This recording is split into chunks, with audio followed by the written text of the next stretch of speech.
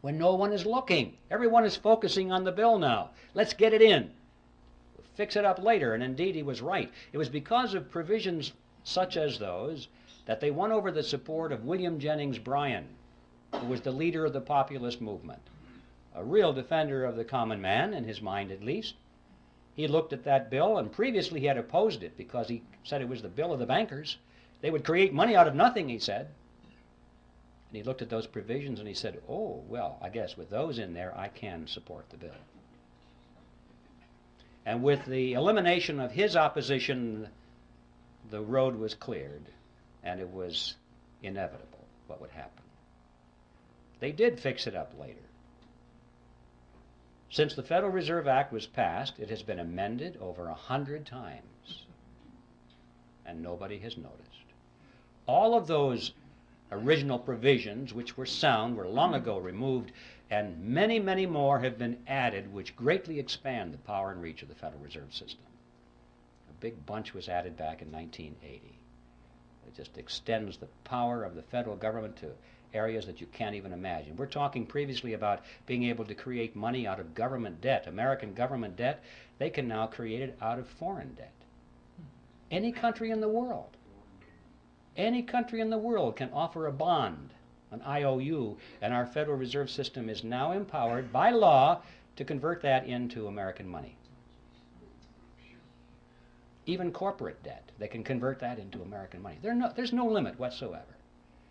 And nobody has noticed. So Warburg was right. They fixed it up later.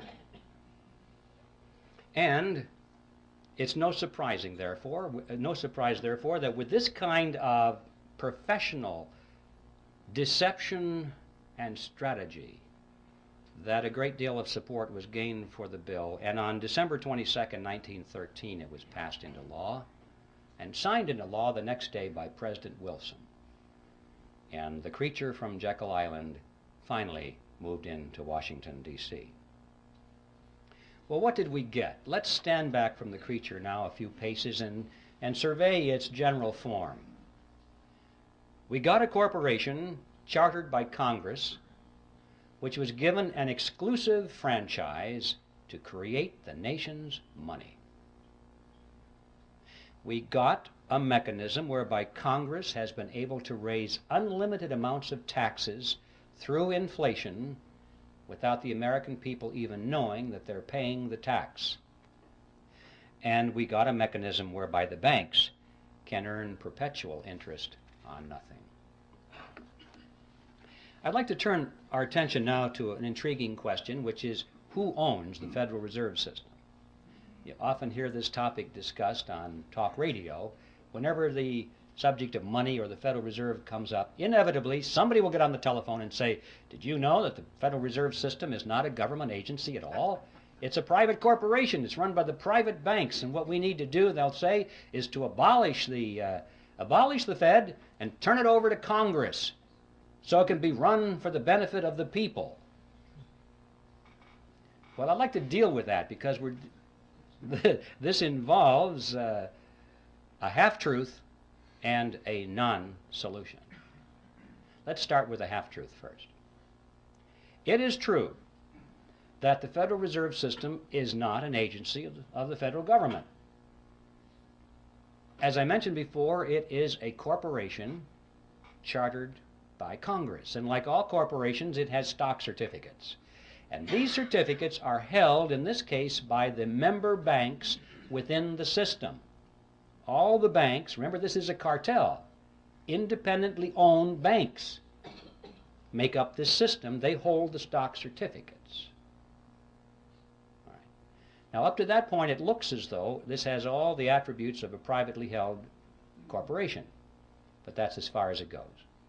Because these stock certificates do not carry with them any of the powers of private ownership. For example, the holders of these stock certificates cannot sell them. Well, if you can't sell something, you don't really own it, because that's one of the tests of ownership, is your freedom to dispose of it in any way you wish.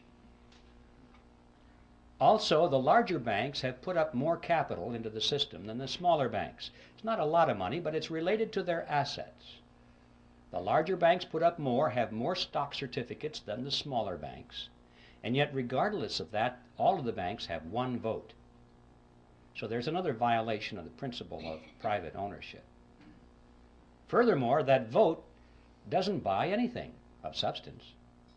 These banks cannot vote for their national management.